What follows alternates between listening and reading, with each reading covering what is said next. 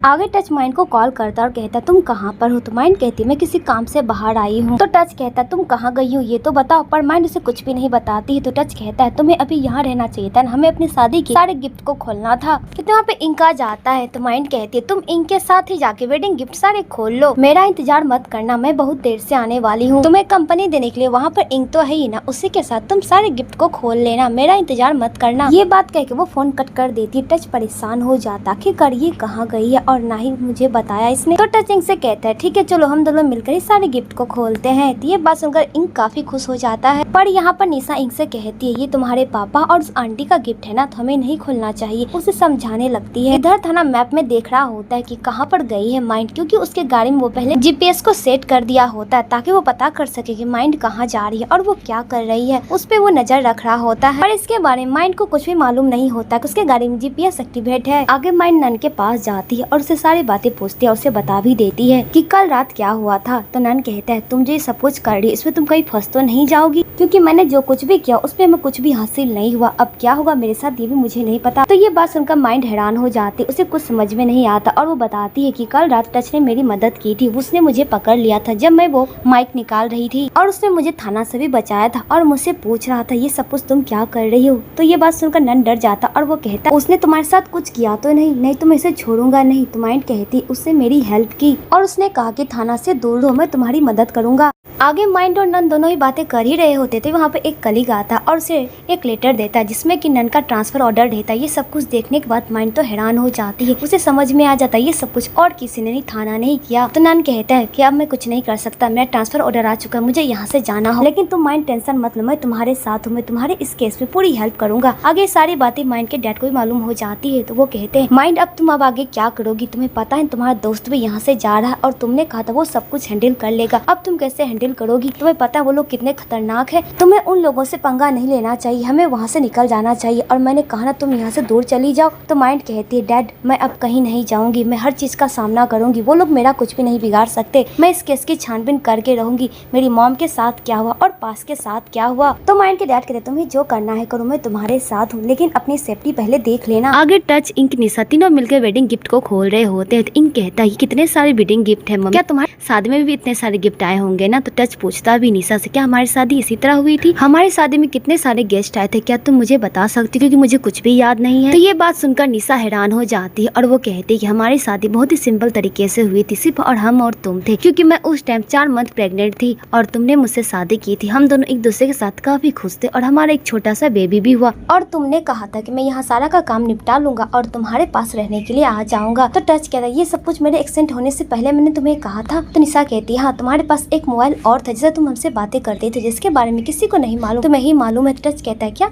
मेरे पास एक मोबाइल और था पर मुझे इसके बारे में नहीं पता, जब मेरा एक्सीडेंट हुआ तो मेरे पास बस एक ही मोबाइल है, दूसरा मोबाइल नहीं है। तो निशा कहती तुम उससे ढूंढो, शायद तुम्हें कुछ पता चल जाए कि तुम्हारे साथ क्या हुआ था, क्योंकि तुमने मुझे कॉल करके कहा था कि मैं यहाँ का सब कुछ निपटा रहा हूँ, उसके बाद हमें कोई नहीं रोक सकेगा और ना ही कोई हमें अलग कर सकेगा, मैं अपने डैड से छुटकारा पा लूंगा। ये सब कुछ सुनकर टच तो हैरान हो जाता है और निशा कहती तुम्हें उस मोबाइल को ढूंढना चाहिए, तभी तुम्हें कुछ पता चल सकता है। तो टच कहता है मेरे पास तो मोबाइल नहीं है और पुलिस वाले भी मुझे वो मोबाइल नहीं दिया। निशा कहती है जहाँ पे एक्सीडेंट हुआ था शायद वहीं पे वो मोबाइल हो, क्योंकि तुम उसी नंबर से मुझे कॉल करते थे। और निशा कॉल हिस्ट्री भी दिखा देती है और कहती है देख लो यही वो नंबर है। और टच उस पर कॉल करता है पर वो फोन नहीं लग रहा होता। इधर ये सारी बातें माइंड भी सुन लेती है और माइंड को लगता है कि उस मोबाइल को मुझे ही ढूंढना चाहिए ताकि मुझे कुछ पता चल सके, और माइंड अपना मन बना लेती है कि उस मोबाइल को सबसे पहले वही ढूंढेगी। अगले दिन माइंड उस मोबाइल को ढूंढने के लिए चली जाती है, पर यहाँ पे थाना का बंदा उसका पीछा कर रहा होता है कि कहाँ कहाँ माइंड जा रही है।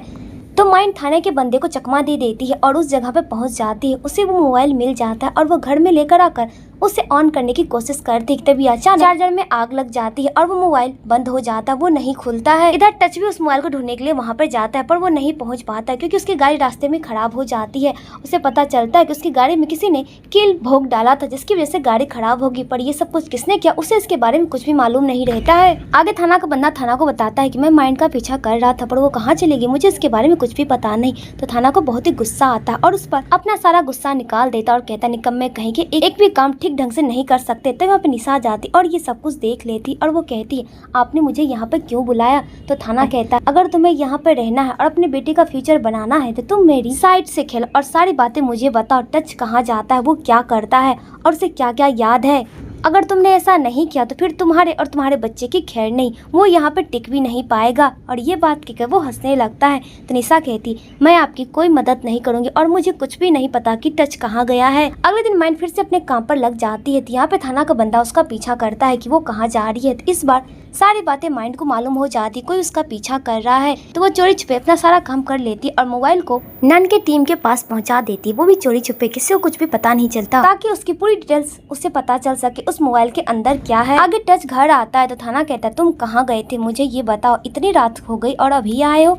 तो टच कहता है, मैं कहाँ जाऊँ, क्या करूँ, नहीं करूँ, ये मैं आपको रिपोर्ट करता हूँ, ये मुझसे नहीं होने वाला, मैं आपको कुछ भी नहीं बताऊंगा, मैं कहाँ जा रहा हूँ, क्या कर रहा हूँ, समझे आप। और थाना के मुंह पे साफ साफ मना कर वो सीधा ऊपर चला जाता है। तो थाना को बहुत ही गुस्सा आता है कि उसका बेटा उसके साथ इस तरह बिहेव कैसे कर सकता है, उसकी एक बात भी नहीं मान रहा है। तभी वहाँ पर इंक भी आ जाता है। तो टच कहता है, मैं तुम्हारे लिए ये गार्ड लेने के लिए गया था जिससे कि तुम खेल सकोगे। आगे निशा टच से पूछती है, क्या तुम्हें फोन मिला। तो टच के पास कोई जवाब नहीं रहता और वो कहता है, मुझे नहीं मिला। तो ये सुनकर वो हैरान हो जाते हैं। वो कहती है, फिर तुम्हारा मोबाइल कहाँ जा सकता है, कौन तुम्हारा फोन ले सकता है। इधर माइंड को नन का कॉल आता और नन उसे सारी बातें बताता है, उस मोबाइल से डिटेल्स जो भी उसे प्राप्त हुई थी। और वो कहता है कि लगता है टच को ये बात मालूम थी कि पास के डैड की डेथ कैसे हुई और 6 मंथ पहले ही वो रिहा हुआ है और टच उससे संपर्क में था, शायद उसे कुछ पता है उसके बारे में, पास के डैड की डेथ कैसे हुई। ये सब कुछ जानने के बाद माइंड तो हैरान हो जाती है और वो उस बंदे का नाम भी नन बता देता है। उसका नाम वारा है और उसकी पूरी एड्रेस मैं तुम्हें भेज देता हूँ, जो कि पास के डैड का ड्राइवर था और उसी ने उसके साथ ये सब कुछ किया और एक हादसे में उसके डैड की डेथ हो गई। ये सब कुछ सुनने के बाद माइंड शॉक्ड हो जाती है और वो कहती है, मोबाइल का और रिकवर करो और जो भी तुम्हें पता चलता है वो सारी बातें मुझे बताओ। नन कहता है, ठीक है, मैं तुम्हें जल्द से जल्द बता दूंगा। वही दूसरी तरफ टच इंक के साथ खेल रहा होता है और इंक भी काफी खुश रहता है। आगे इंक कहता है अपने मॉम से, मॉम आपने वीडियो अपलोड नहीं मारी जो हम लोग रोज डेली अपलोड मारते थे। तो टच कहता है, कौन सी वीडियो के बारे में ये बात कर रहा है। तो निशा कहती, तुम्हें याद नहीं है, तुम भी अपने वीडियो अपलोड करते जिसे कि सिर्फ हम और तुम देखते थे। तो टच ये सब सुनकर हैरान हो जाता और वो जाके टच और निशा की वीडियो को देखने लगता है। वो दोनों एक दूसरे के साथ कितने खुश थे जब इंक पेट में था और ये सब कुछ टच भी देख रहा होता। इधर माइंड भी टच और निशा की वीडियो देख रही होती है। ये दोनों कितने अच्छे लग रहे थे एक दूसरे के साथ। और जिस दिन टच का एक्सीडेंट होने वाला था उस दिन भी उसने एक वीडियो बनाई थी और वो कहता, आज आखिरी दिन है कि जब मैं अपनी फैमिली से दूर हूँ, वो भी अपने डैड की वजह से। अब ये सब कुछ खत्म होने वाला है, इसके बाद मैं अपने बच्चे से कभी दूर नहीं रहूंगा। और माइंड ये सब कुछ देखकर हैरान हो जाती। आगे वो बाहर जाती और अपनी मॉम को याद कर रही होती है और अपनी मॉम की फोटो को देख रही होती है और वो सोच रही होती, मॉम आपके साथ क्या हुआ, मैं आपके गुनहगारों को नहीं छोड़ूंगी। कि तब वहाँ पे टच आता और वो कहता है कि तुम बाहर क्या कर रही हो। तो माइंड कहती, इसका मतलब क्या, अब मैं अपने रूम से बाहर भी नहीं निकलूं, तुमसे पूछ के बाहर जाऊं।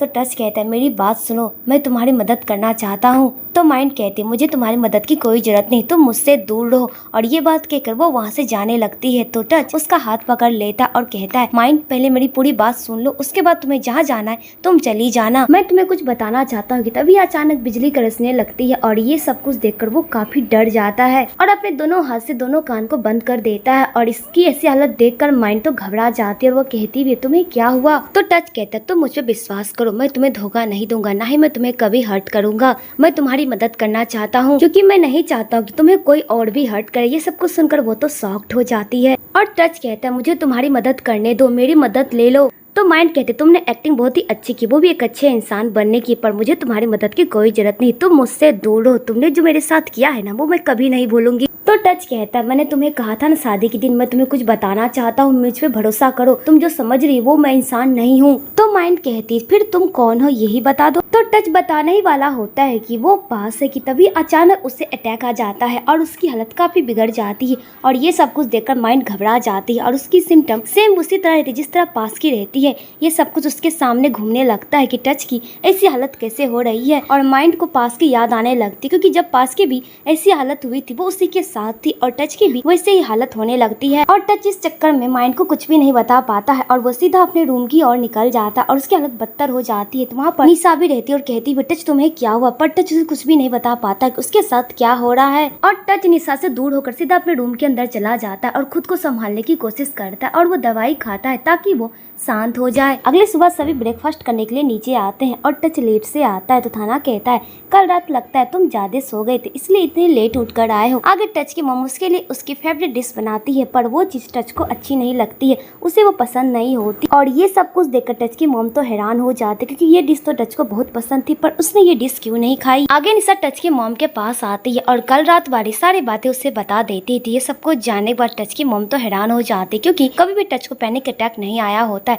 फिर ऐसा कैसे हो सकता है। और वो दवाई की जांच पड़ताल करने लगती है, उसके रूम जाती है और उस दवाई को देखती है जिससे कि इस पैनिक अटैक को रोका जा सके। ये सब कुछ देखने के बाद वो तो हैरान हो जाती है, उसे तो पता होता है ये अटैक पास को आता था और किसी को नहीं। फिर टच ये सारी दवाई क्यों ले रहा है, क्योंकि डॉक्टर ने मुझे इसके बारे में कुछ भी नहीं बताया। आगे माइंड उस बंदे के बारे में पता लगाने की कोशिश करने लगती है कि वो बाड़ा कहाँ पे रह रहा है, क्योंकि वो पास के डैड का कातिल होता है। उसकी जानकारी लेने की उस घर पे पहुंचती भी है, पर वो कहती है कि मैं इसके बारे में नहीं जानती और ये घर मेरा है, ये इंसान यहाँ पे नहीं रहता है। ये सब कुछ जानने के बाद वो तो हैरान हो जाती, क्योंकि उसे कुछ भी पता नहीं चलता, उसके हाथ कोई सबूत नहीं लगता है। और नन को सारी बातें वो बता देती है, तो नन कहता टेंशन मत लो, सब कुछ ठीक हो जाएगा। आगे टच अपने डैड के साथ ऑफिस जाता है, तो वहाँ पे सभी उसे देखकर हैरान हो जाते और कहते हैं तुम जल्दी ठीक हो जाओगे। और टच कुछ इंसान को जान रहा होता है और वो मीटिंग भी अच्छे से अटेंड करता है। ये सब कुछ देखने के बाद थाना तो हैरान हो जाता, जब से कुछ याद नहीं है फिर ये मीटिंग इतने अच्छे से कैसे कर रहा था, कहीं ये मुझसे झूठ तो नहीं कह रहा। और अपने बंदे से कहता तुम्हें टच पे निगरानी रखनी होगी, ये क्या कर रहा है और कहाँ जा रहा है। आगे टच अपने ऑफिस में काम कर रहा होता है, तभी ऑफिस के टैंक के पास जाता है और वहाँ देखता है कि उसके अंदर एक चिप्स है और वो हाथ निकाल कर उस चिप्स को निकाल लेता है। टच उस चिप्स को अपने हाथ में निकाल लेता है, उसे लगता है कि इसमें वो सारी वीडियो होगी जिसके लिए सभी एक दूसरे से लड़ाई कर रहे हैं।